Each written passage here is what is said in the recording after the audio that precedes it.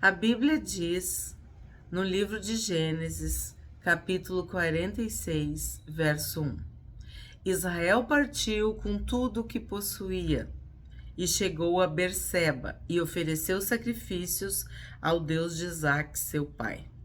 Israel também é o nome de Jacó, um dos patriarcas. Jacó significa aquele que segura o calcanhar, e Israel, príncipe de Deus. Deus mudou o nome de Jacó. Deus deu um novo nome para Jacó, Israel. Ele partiu com tudo o que possuía. Ele foi em direção ao Egito em obediência a Deus, para preservar a vida da sua família, para se reencontrar com José, mas acima de tudo, para fazer a vontade de Deus. Chegou a Berseba. Berseba é uma cidade que significa poço, fonte, local de juramento, de aliança. Ele ofereceu sacrifícios ao Deus de Isaque, seu pai. Nós devemos lembrar que a promessa de Deus era para Abraão, Isaque e Jacó. Os descendentes. Isso é muito bonito, porque a família é a riqueza, é o bem mais precioso. Ele está levando tudo o que ele possuía. 2. Deus falou a Israel em visões de noite e disse: Jacó, Jacó. E ele respondeu: Eis-me aqui. 3. Então disse: Eu sou Deus, o Deus do seu pai. Não tenha medo de ir para o Egito, porque lá eu farei de você uma grande nação. Eu irei com você para o Egito e certamente farei com que você volte de lá. A mão de José fechará os seus olhos. O próprio Deus está acalmando Jacó, Israel, porque tu tem que deixar tudo para trás. Tu tem que obedecer.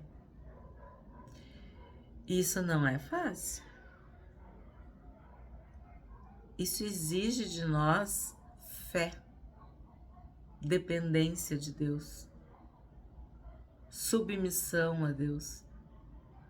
Obedecer é fruto de quem ama a Deus, de quem teme a Deus, de quem quer fazer a vontade de Deus.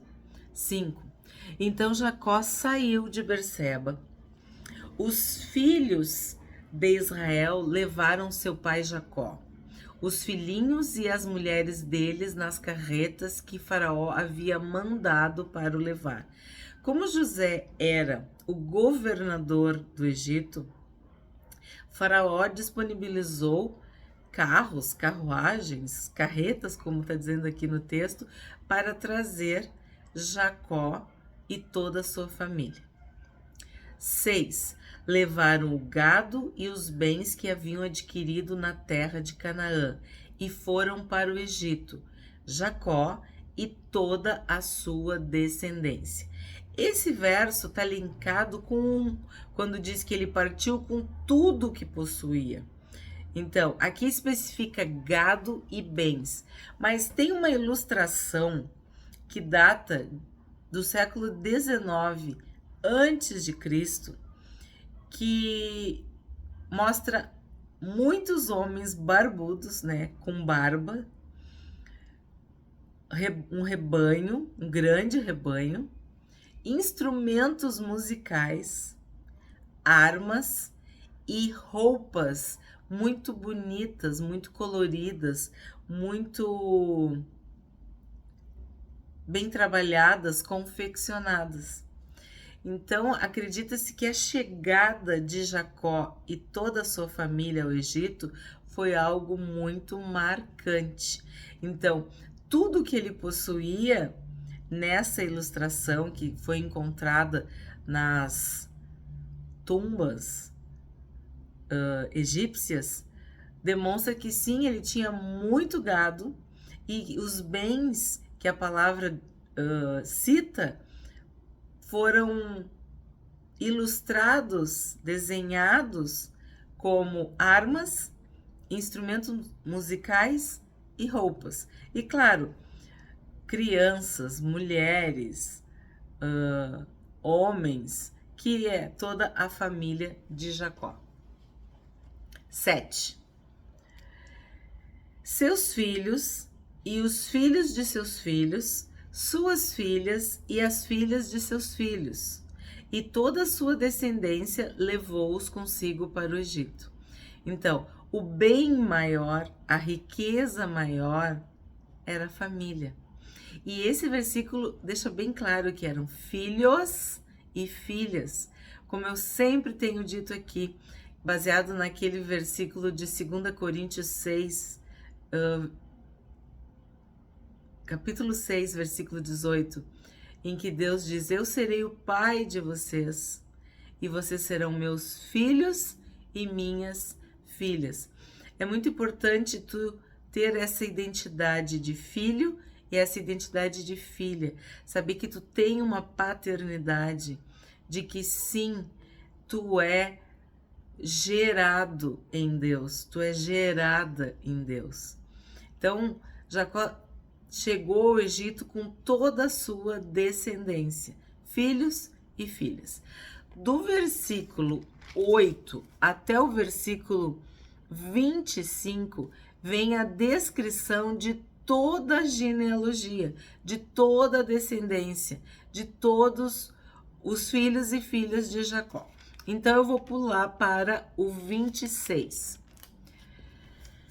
Todos os que foram com Jacó para o Egito, que eram seus descendentes, fora as mulheres dos filhos de Jacó, eram 66 pessoas. 27. E os filhos de José que lhe nasceram no Egito eram 2. Todas as pessoas da casa de Jacó que entraram no Egito foram 70. Aí tu pensa, toda essa listagem, essa descrição é para dizer que a família de Jacó era numerosa e esse era o bem mais precioso dele. 28. Jacó enviou Judá adiante de si a José para que soubesse encaminhá-lo a Gósen. Gósen era a parte, vamos dizer assim, a região do Egito que tinha ficado destinada para Jacó e sua família. E esse lugar no Egito simboliza um lugar talhado, uma parte demarcada, um montinho. Foi o significado que eu encontrei. E chegaram à terra de Gósen. Então José aprontou a sua carruagem e foi ao encontro de Israel, seu pai, a Gósen. Apresentou-se, lançou-se ao pescoço do pai e chorou assim longo tempo. Se tu não está familiarizado com a história de José, eu te convido a assistir o vídeo. José, o homem que prosperava porque a mão de Deus era com ele. Tu pode encontrar na playlist personagens bíblicos. José foi separado de Jacó quando ele ainda era um adolescente.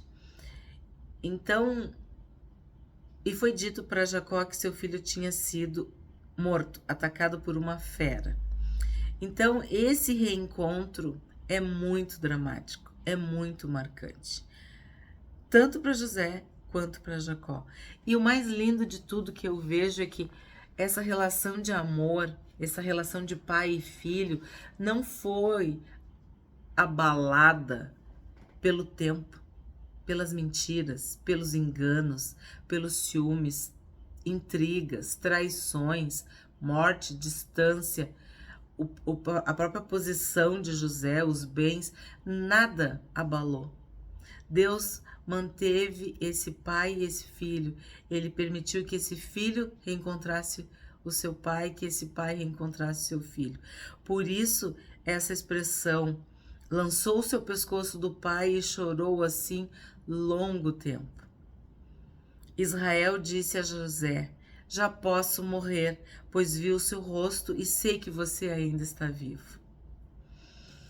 E José disse a seus irmãos e à casa de seu pai: Partirei e darei a notícia a Faraó, dizendo: Meus irmãos e a casa de meu pai, que estavam na terra de Canaã, vieram para junto de mim. 32. Os homens são pastores, criadores de gado, e trouxeram consigo o seu rebanho, o seu gado e tudo o que tem. 33. Quando, pois, Faraó mandar chamá-los e perguntar qual é o trabalho de vocês, respondam: Estes seus servos foram criadores de gado desde a mocidade até agora, tanto nós como os nossos pais. Assim vocês poderão morar na terra de Gósen, porque todo pastor de rebanho é abominação para os egípcios. Então, José preparou um lugar específico, né, para que seu pai e sua família pudessem habitar. E já deixou bem claro como que eles deveriam proceder para não serem criticados, desprezados pelos egípcios. Porque havia uma distinção muito grande entre as duas culturas, né? A cultura de Israel e a cultura do Egito. Esse texto nos mostra que o mais importante de tudo é a família. Não tem gado, não tem bem, não tem nada que tenha mais valor do que a nossa família, do que os nossos pais, irmãos, filhos, filhas, sobrinhos, parentes. E que Deus, Ele é o Deus de Abraão, de Isaac e de Jacó. Deus é um Deus de família. Ele instituiu e abençoou as famílias. E em cada família espalhada pelo mundo, pode ter certeza que tem a mão de Deus.